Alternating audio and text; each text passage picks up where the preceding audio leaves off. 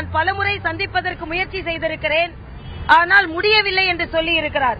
அவர் ஏதோ விருந்து சாப்பிடுவதற்காக சந்திக்க வேண்டும் என்று நினைக்கவில்லை, தமிழக மக்களுக்கு நல்லது நடக்க வேண்டும் என்று சந்திக்க நினைத்திருக்கிறார்.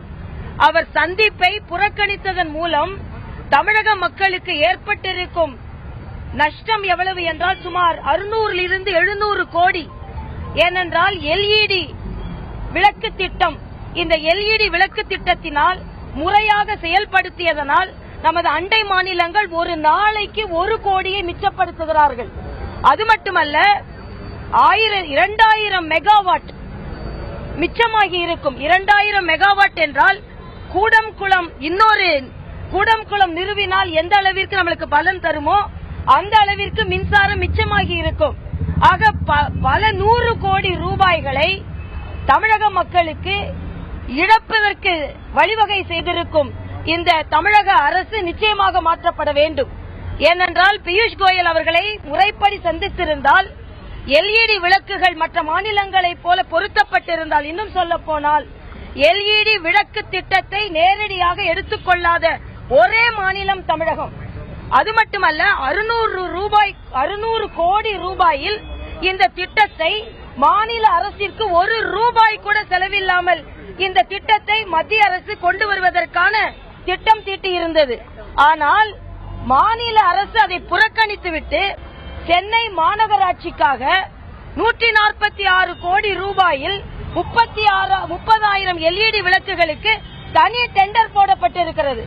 ஆக மத்திய அரசு 600 கோடி ரூபாயில் ஒரு திட்டத்தை நிறைவேற்றுகிறேன் என்று சொன்ன பின்பும் அதை புறக்கணித்துவிட்டு மக்கள் வரி பணமான 146 கோடி ரூபாயை டெண்டர் விடுகிறார்கள் என்றால் என்ன அர்த்தம்? அப்படி என்றால் அதில் லஞ்சம் விளையாட வேண்டும், லாவண்யம் விளையாட வேண்டும், கமிஷன் விளையாட வேண்டும் என்பதற்காகத்தான்.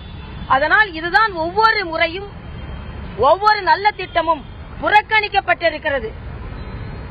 சாலை வசதிகள் மேம்படுத்துவதற்காக மத்திய சாலை போக்குவரத்து துறை அமைச்சரை சந்திக்கவில்லை. ரயில்வே மேம்பாலங்கள் ஏன் அமையவில்லை என்றால் மாநில அரசு ஒத்துழைக்கவில்லை என்று ரயில்வே அமைச்சரை சொல்லி இருக்கிறார்கள். ஆக நிச்சயமாக மத்திய அரசோடு ஒத்துழைக்கும் ஒரு கட்சி தான் இங்கே ஆட்சிக்கு வர வேண்டும். அதனால் பாரதிய ஜனதா கட்சி அங்கம் வகிக்கும் கட்சிதான் நிச்சயமாக இங்கே ஆட்சிக்கு வரும். ஏனென்றால் இன்றிருக்கும் பார்த்தீர்கள் என்றால் குழப்பம் இல்லாமல் தெளிவாக ஒரு கட்சி நடைபோடுகிறது என்றால் பாரதிய ஜனதா கட்சி தான். காங்கிரஸ் திமுக கூட்டணியில் குழப்பம், மக்கள் நல கூட்டணியில் குழப்பமோ குழப்பம். அதாவது அவர்களின் எந்த பெயர் இல்ல அவர்கள் நடைபோடுவது என்று அவர்களே தெரியாமல் இப்பொழுது குழம்பி போயிருக்கிறார்கள். அதைவிட போட்டோபோபியா அப்படின்னா நாங்க சொல்லுவோம். போட்டோபோபியா அப்படின்னா ஒளியை பார்த்தவுடன் அவர்களுக்கு ஒத்துக்கொள்ளாது. ஹைட்ரோபோபியான்னு சொல்லுவோம், தண்ணியை பார்த்தால் ஒத்துக்கொள்ளாது. ஆனால் இன்று சகோதரர் வைகோ அவர்களுக்கு கேமரா போபியா, பிரஸ் போபியா வந்திருக்கிறது. பத்திரிகையாளர்களை பார்த்தாலே பயந்து ஓடுகிறார், பத்திரிகையாளரை பார்த்தால் பயமாக இருக்கிறது என்று சொல்கிறார். ஆக இன்று தெளிவாக அந்த கூட்டணியில் குழப்பம், ஒவ்வொருவரும் ஒவ்வொரு பெயரை வைத்துக் கொள்கிறார்கள். அதனால் நிச்சயமாக இன்று தெளிவான நடைபோடும் ஒரு கூட்டணி என்றால் அது பாரதிய ஜனதா கட்சி என்ற பெருமையை நாங்கள் பெறுகிறோம். இன்று இந்த அலுவலகத்தை திறந்து வைத்திருப்பதில் மிக்க மகிழ்ச்சி. இதே போல தமிழகத்தில் 234 தொகுதிகளிலும் நாங்கள் வெற்றி நடை போடுவோம் என்பதை இந்த காலகட்டத்தில் நான் தெரிவித்துக் கொள்கிறேன். தேமுதிக வரவில்லை என்று கோபம் இல்லை, ஆனால் தேமுதிகவை நினைத்து எனக்கு கவலை. ஏனென்றால் தொடர்ந்து 2 ஆண்டு காலமாக திமுக அதிமுகவை தொடர்ந்து வலிமையாக எதிர்த்து வந்தார்கள். ஆனால் அந்த வலிமையை பாரதிய ஜனதா கட்சியோடு அவர்கள் இணைந்திருந்தால் நிச்சயம் எதற்காக இந்த நிலைப்பாட்டை எடுத்தார்களோ அது நிறைவேறி இருக்கும். ஆனால் இன்று நீங்கள் பாருங்கள், அவர்களுக்குள்ளே ஒரு குழப்பம். வைகோ அவர்கள் ஒரு மாதிரி நடந்து கொள்கிறார்கள், கம்யூனிஸ்டுகள் ஒரு மாதிரி பேசுகிறார்கள், திருமாவளவன் அவர்கள் தேச விரோத சக்தியாகவே பேசிக் கொண்டிருக்கிறார். ஆக அவர்கள் வணங்கிக் கொண்டிருக்கும் என்று சொல்லும் அம்பேத்கர் அவர்கள் இயற்றிய அரசியலமைப்பு சட்டத்திலேயே குறை காணுகிறார் திருமாவளவன் அவர்கள். ஆக இவற்றையெல்லாம் பார்க்கும் பொழுது மக்கள் நலன் எந்த கூட்டணியிலும் இல்லை, மக்கள் நலன் இருப்பது பாரதிய ஜனதா கட்சி கூட்டணியில் தான். அதனால் நாங்கள் தெளிவான சிந்தனையோடு எந்தவித குழப்பமும் இல்லாமல் மக்கள் நலன் ஒன்றையே குறிக்கோளோடு நாங்கள் நேர்மையாக நடைபோடுகிறோம். அதனால் மக்கள் எங்களுக்கு நிச்சயமாக ஆதரவை தருவார்கள்.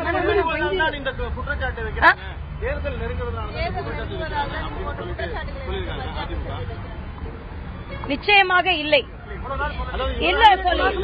இவ்வளவு அமைதியாக என்ற வார்த்தையை என்னிடம் நீங்கள் சொல்லாதீர்கள். நான் தொடர்ந்து அதிமுகவை எதிர்த்து வருகிறேன். எல்லோரும் என்னிடமே கேட்பார்கள், மத்திய அமைச்சர் மத்திய தலைமை சொல்லித்தான் செய்கிறீர்களா என்று. பாரதிய மாநில தலைமையும் மத்திய தலைமையும் வேறு வேறு கிடையாது. ஒரே ஒரு நேரத்தில் நாங்கள் சொன்னோம், வெள்ளம் பாதித்துக் கொண்டிருக்கின்ற நேரத்தில் மாநில அரசை நாங்கள் விமர்சனம் செய்தால் மக்களுக்கு கிடைக்க வேண்டியது கிடைக்காது என்று சொன்னோமே தவிர தொடர்ந்து நாங்கள் குற்றச்சாட்டை சொல்லி வந்தோம். ஜவடேகர் என்று என்ன சொன்னார்? மத்திய அரசு கொடுத்த பணத்தை நேரடியாக வங்கிகளில் செலுத்திவிட்டு மாநில அரசின் பணம் என்று சொல்கிறார்கள் என்று சொன்னார். தொடர்ந்து நானும் டாஸ்மாக் கடைகளில் டோக்கன் விநியோகிக்கப்படுகிறது என்று சொன்னேன். மதுவிலக்கை உடனே கொண்டு வாருங்கள் என்று சொன்னோம். ஊழல் மலிந்திருக்கிறது என்று சொன்னோம். ஆக தொடர்ந்து எதிர்த்து வரும் கட்சி பாரதிய ஜனதா கட்சி. தேர்தல் நேரத்தில் சற்று சிலவற்றை அழுத்தி சொல்ல வேண்டிய காலகட்டம் இது. அதனால் அதை ஓங்கி சொல்லி இருக்கிறோம் என்பதை தான் நான் சொல்லிக் நிச்சயமாக மக்களுக்கு எது வேண்டுமோ அந்த அளவிற்கு கொடுத்திருக்கிறோம். நீங்கள் எந்த அளவு மக்களுக்கு அவர்கள் எவ்வளவு வேண்டுமானாலும் கேட்கலாம். மக்களுக்கு எந்த அளவிற்கு தேவையோ அதை கொடுத்திருக்கிறோம். வெறும் பணமாக மட்டுமல்ல, மரியாதைக்குரிய வெங்கையா நாயுடு அவர்கள் வீடுகளை திருப்பிக் கொடுப்பதற்காக மத்திய அரசு உதவி செய்திருக்கிறது. வங்கியில் வட்டிகள் தள்ளுபடி செய்வதற்காக மத்திய அரசு உதவி செய்திருக்கிறது. அதே போல சிறு தொழில்களின் நஷ்டத்தை கணக்கிட்டு அவர்களுக்கு மேம்படுத்துவதற்காக பல திட்டங்களை தீட்டி இருக்கிறார்கள். ஆக எல்லா துறையும் மத்திய அரசு கவனமுடன் கையாண்டு இருக்கிறது என்பது மட்டுமல்ல, வெள்ளத்தில் இதுவரை ஆண்ட மற்ற கட்சிகளை விட பாரதிய ஜனதா கட்சி விரைந்து மக்களுக்காக பரிந்து செயலாற்றி இருக்கிறது என்பதை நான் தெளிவாக சொல்லிக் கொள்கிறேன்.